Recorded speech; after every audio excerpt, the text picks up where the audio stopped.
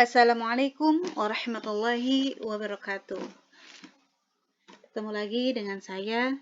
Kali ini kita akan bahas tentang bagaimana caranya uji validitas sebuah instrumen tes. Ya, kali ini kita akan bahas uji validitas tesnya itu dengan cara perhitungan manual, ya. Oke. Kita masuk ke dalam rumusnya, yaitu korelasi poin biserial. Untuk menghitung koefisien validitas internal pada skor butir dikotomi, nah itu kan, kalau tes itu masuknya dikotomi, ya. Rumusnya adalah R bis sama dengan X aksen dikurangi X aksen T, ya, atau ini rata-rata butir ke I dikurangi rata-rata totalnya, kemudian dibagi standar deviasi seluruh total responden, kemudian dikali akar dari PI dibagi QI, ya. Nah, ini keterangannya. ARBIS itu apa? Koefisien korelasi antara skor butir ke I dengan skor total. Nah, XI rata-rata skor total responden yang menjawab benar butir ke I. Kemudian XT rata-rata skor total semua responden. ST, nah itu standar deviasi skor total semua responden.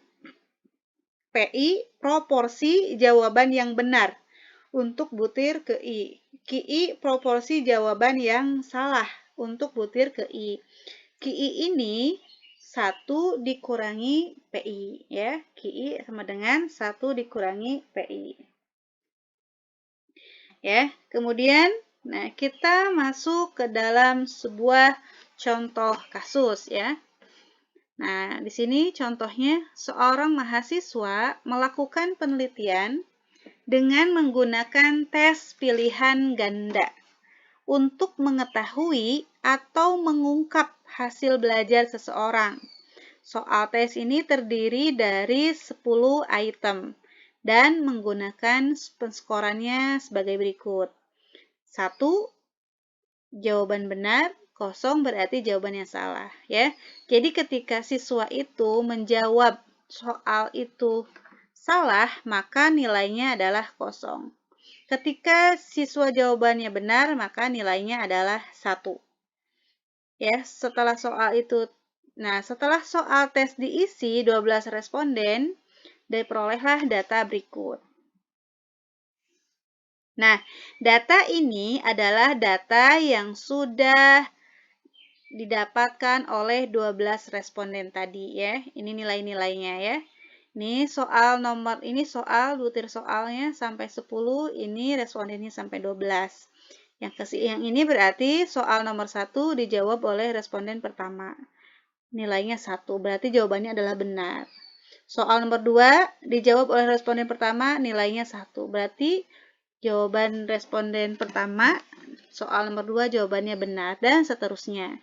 Nah, kemudian kita cari skor total dari setiap item soal yang dijawab oleh setiap responden. Ya. Nah, responden pertama, ini responden pertama menjawab soal dari soal pertama sampai soal terakhir, di sini ada 10, nilainya adalah 7. Ya. Jadi dijumlahkan dari sini, responden pertama ya ini 1, 2, 3, 4, 5, 6, 7. Nilainya berarti skor totalnya adalah 7. Nah, yang kedua juga sama. Ya, dijumlahkan. 1, 2, 3, 4. Nah, berarti skor totalnya 4. Yang ketiga juga sama. 1, kan? 2, 3, 4. Nah, ini 4. Dan seterusnya dijumlahkan. Ya, ditotalkan sampai ke responden terakhir. Kemudian, kita mulai menghitung, ya, uji validitas untuk, kita akan menghitung uji validitas untuk item nomor 1, ya, item nomor 1. Coba kita lihat dari sini, slide sebelumnya.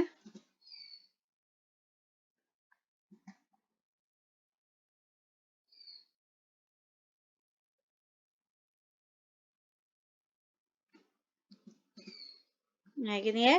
Kita lihat ini ya dari skor item dari butir soal pertama ini nilainya 1100000011. Coba kita lihat.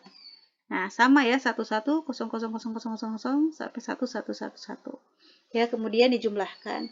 Berarti soal nomor pertama itu berapa responden yang menjawab benar? Nah, di sini ya kita hitung 1, 2, 3, 4, 5, 6. Berarti ada 6 responden yang menjawab benar pada item soal pertama, ya. Pada item soal pertama yang ini, oke? Kemudian kita cari Y-nya. Ya, Y itu apa? Y itu skor total dari semua ya item soal yang dijawab oleh setiap responden, ya. Ini skor total ini ya, yang ini. Yang ini adalah Y. Kita masukkan ke sini, ya, 744 dan seterusnya. Kemudian kita jumlahkan. 7 ditambah 4, ditambah 4, ditambah 2, ditambah 6, ditambah 2, dan seterusnya. Jumlahnya adalah 71. Nah, kemudian kita cari Y kuadrat. Y kuadrat berarti ini Y, nilainya Y ini 7, 7 kuadrat kan. Ya. Atau 7 dikali 7. 7 dikali 7, 49. 4 dikali 4, 16. 4 dikali 4, 16. 2 dikali 2, 4. 6 kali 6, 36. Dan seterusnya, kan? Dikuadratkan atau dikalikan, ya. Kemudian, barulah kita hitung berapa jumlahnya. Ya, 49 ditambah 16 ditambah 16, ditambah 4, ditambah 36, dan seterusnya dijumlahkan. Hasilnya adalah 503. Oke, nah kemudian kita sudah dapatkan nih tabel ini ya. Kemudian kita cari XI ya. Rata-rata butir ke I ya. Nah, kita cari berarti, nah, kita lihat XI butir ke pertama. Ya, karena kita akan menghitung validitas soal pertama, berarti kita lihat butir yang pertama ini, ya. Yang pertama, nah itu jawaban yang benarnya ya dikali Y, ya. Jadi kalau yang kosong-kosong ini berarti tidak dihitung. Mana yang benar? Oh, ini soal ya, soal pertama oleh responden pertama jawabannya benar, 7. Soal pertama responden yang kedua jawabannya juga benar, berarti yang 4 ini masukkan ke sini. Yang ketiga, nah kan soal pertama responden ketiga itu jawabannya salah. Nah, berarti di sini tidak dituliskan. Yang keempat juga salah, nah dituliskan. Kemudian kita cari, oh yang nomor 9. Yang nomor 9 itu dia benar. Ya, 1 itu artinya benar kan ya? Ya, kalau benar berarti yang 9 ini kita masukkan ke sini, 9. Ini juga benar, berarti 9 masukkan lagi ke sini. 8 masukkan lagi ke sini. 10 kan? Benar, masukkan lagi ke sini. Kemudian dibagi tadi berapa jumlah soal yang benar ya. Soal yang benar ini 1, 2, 3, 4, 5, 6. Berarti dibagi 6. 7 tambah 4 tambah 9 tambah 9 ditambah 8 ditambah 10. Hasilnya adalah 47. Kemudian dibagi 6. Ya, sama dengan 7,83. XT-nya totalnya berapa? Total berarti dari total ini. Berarti ini kan masukkan ke sini semuanya. 7 tambah 4 tambah 4 tambah 2 tambah 6 dan seterusnya dimasukkan ke sini. Kemudian dibagi seluruh jumlah respondennya. Jumlah respondennya berapa? Tadi ya sudah tahu ada 12. Berarti masukkan ke sini 12. Nah, ini jumlahnya berapa? Tadi kita sudah dijumlahkan, ada 71. Ya, nilainya 71. 71 dibagi 12. Hasilnya 5,92. Nah, kemudian kita cari standar deviasi. Ya, standar deviasi dari skor total. Rumusnya adalah akar dari sigma Y kuadrat. Kita cari sigma Y kuadrat mana? Nah, ini Y kuadrat. Akarnya, sigmanya mana? Berarti ini. Nah, ini adalah sigmanya atau jumlahnya. Jumlah Y kuadrat itu adalah 503. Kita masukkan ke rumus. Kemudian kita cari lagi Sigma Y. Y-nya mana? Mana Y? Nah, ini Y. Ya. Sigmanya mana? Ini jumlahnya. Jumlah Y itu adalah 71. Maka masukkan 71. Pangkat 2-nya di luar. Nah, kemudian N-nya berapa? Tadi respondennya ada berapa? Ada 12. Masukkan sini 12. N-nya berapa? 12 juga sama. Nah, kemudian baru kita hitung. Nah, hitungnya caranya yaitu ya ini 71 pangkat 2 itu berapa? Ya, jadi 71 kali 71 itu berapa? Kemudian dibagi 12. Ya. Kemudian, nah 503 dikurangi perhitungan ini, kemudian berapa hasilnya? Kemudian baru dibagi 12. Kemudian baru akar dari semua perhitungan ini berapa? Ternyata nilainya adalah 2,63. Nah, standar deviasinya sudah kita dapatkan. Nah, sekarang kita cari PI-nya. Nah, PI itu butir jawaban yang benar pada butir ke I, ya. Proporsi jawaban benar pada butir ke I. Yang benarnya ada berapa? Tadi sudah kita hitung ada 6, berarti 6. Semua responden ini ada berapa? Ada 12, ya. Jadi ada 6 responden yang menjawab benar dan ada 12 seluruh jumlah responden. Berarti 6 dibagi 12 sama dengan 0,5. Kemudian QI-nya gimana caranya? QI itu proporsi jawaban salah pada butir ke I, ya. Rumusnya adalah 1 dikurangi PI. Satunya ini rumus ya, dikurangi PI. PI-nya mana ini? 0,5. Berarti QI itu 1 dikurangi 0,5. Hasilnya adalah 0,5. Nah, setelah ini semuanya kita dapatkan, baru kita masuk ke dalam rumus ya, biserial ya. Ya, caranya tadi XI dikurangi XT. XI-nya ya, rata-rata butir ke I-nya itu nilainya 7,83. Kita masukkan 7,83 dikurangi XT. Nah, ini T-nya 5,92. Kita masukkan 5,92 dibagi standar deviasi, standar ST. ST-nya mana? Kita lihat ini. 2,63. Masukkan ke sini 2,63. Dikali akar dari P per Q. P-nya berapa?